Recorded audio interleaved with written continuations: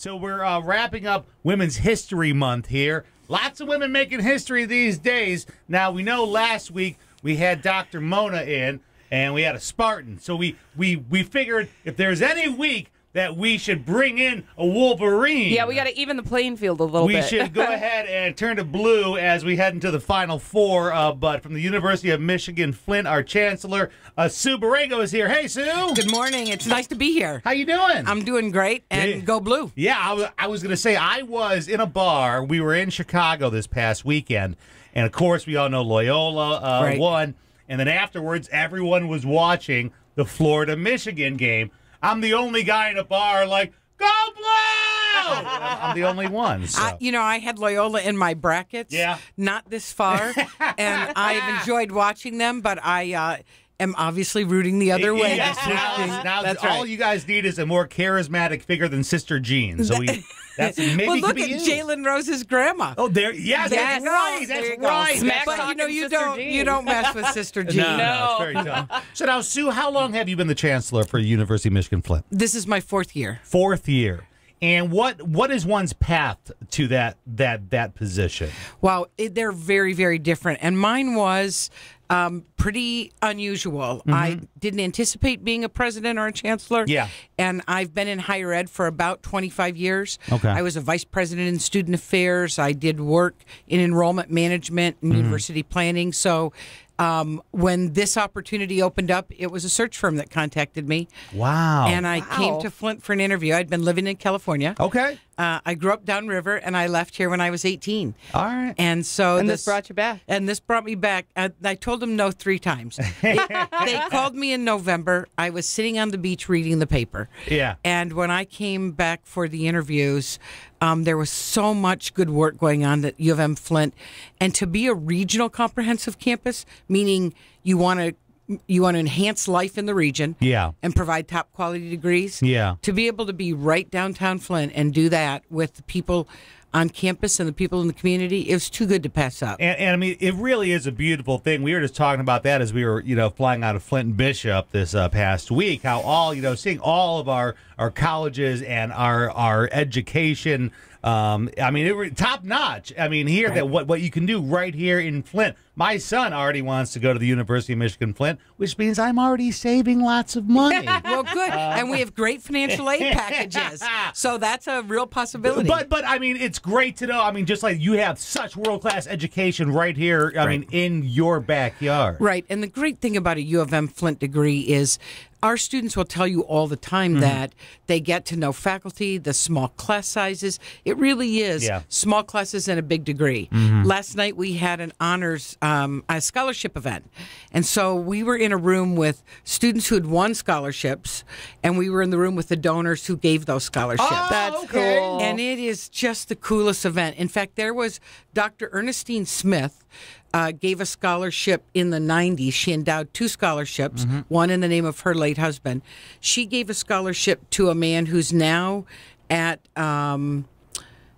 Bay City, boy, drawing a blank. No, it's fine. Go ahead. Anyway, so he got her scholarship when he was in school. He and his wife just gave scholarships, and the 3rd student that won the scholarship got her doctoral degree. Wow. She'll graduate in April. So I mean, talk about a paid forward pay. That's right. Unbelievable. And to watch that go on. Cycle, yeah. It was really now, fun. I know this probably sounds like a cliche question, but I want to know what you wanted to be when you were younger. Now, I know we all have 10 different aspirations as the years go on, but what did you see yourself as when you were younger?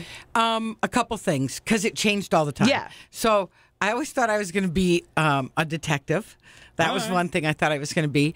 I thought I was going to be an athlete for one small moment in time, and then there's no life for that for a woman who was growing up in the 70s, right? Yeah. that That wasn't a career choice. Kinda You couldn't make lived that it, an yeah. option. Not an option.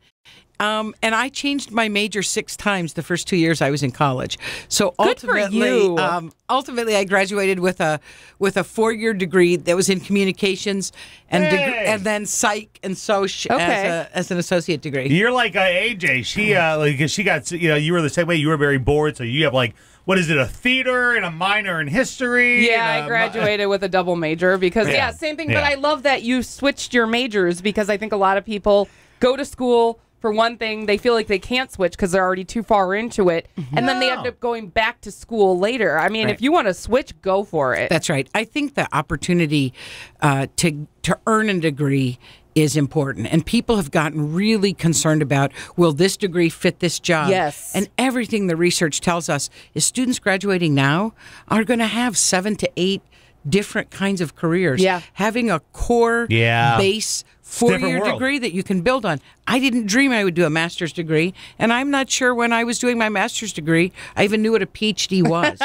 Right? So, I mean, I'm a classic example of education providing opportunity for things you couldn't dream of before you started. So now, what's it like because this is our last millennial turned 18, so you have them all now in your class, and I feel like millennials get a bad rap. I feel like college kids today get a bad rap.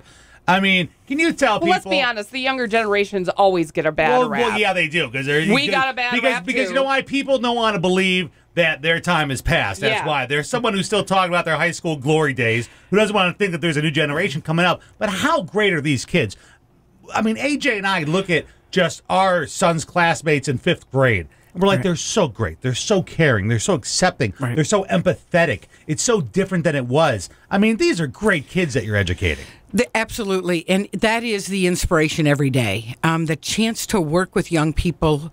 And, our campus average age is 26. So we have our 18 to 22-year-olds, but then we have students up into their 50s and 60s. Yeah. And with an average age of 26, that tells you where our students are. Yeah. But let me tell you, you're exactly right. I think every generation gets pinged by the generation ahead of them, right? And I have yet to find students in any generation in my 30 years in higher ed who didn't rise to the occasion, who didn't have something to teach us. When you look at what's going on across this country right now with student voice, right? And it didn't just start. I mean, the young people in the Black Lives Matter movement, the young people who've been raising their voice about important issues really do have some powerful things to teach us. And just like you said about your son, I find students to be more open. They're better at the diversity conversations than some of us are. Yeah. They're better about living and working across difference. Yeah. So I do think students get a bad rap. And they do, don't they? They do. They do. What did our son say to us the other day? He said, "Did you have an anti-bullying policy when you were growing up at school?" And we said no. And he goes, "Really?" Like he was shocked. And I'm like, "Yeah, we just got bullied. That's what happened." Because he saw my original grade school, and he's like, "Oh, you had an anti-bullying program?" No, there wasn't. But it really is. I mean, a great generation. And you're right. They all. I mean, whoever's above us, we all get. You get picked on a little bit. That's a little bit of a story of life. But we're in studio now with Sue Borrego, the University of Michigan-Flint Chancellor. We're here for Women's History Month, talking about women that are literally making history right here in your backyard. Sue, I want to know how your bracket's going to turn out after this weekend. We want to know who we see in the championship. Go. So my brackets got killed the first night, but Michigan's going to be in the championship. There you go. That one take to town. All right. So, Sister Jean, we're sorry. We are going to have to send you back to church. All right. We got to stay loyal. Get we it? Do. I like it. Sue, I want to thank you so much for coming in and waking up early and talking to us today. And it's great to speak to you. And we hope you keep doing good with everyone who's coming into the University of Michigan-Flint and getting an education. Thanks for all you do in the community. Thanks so much, and go blue.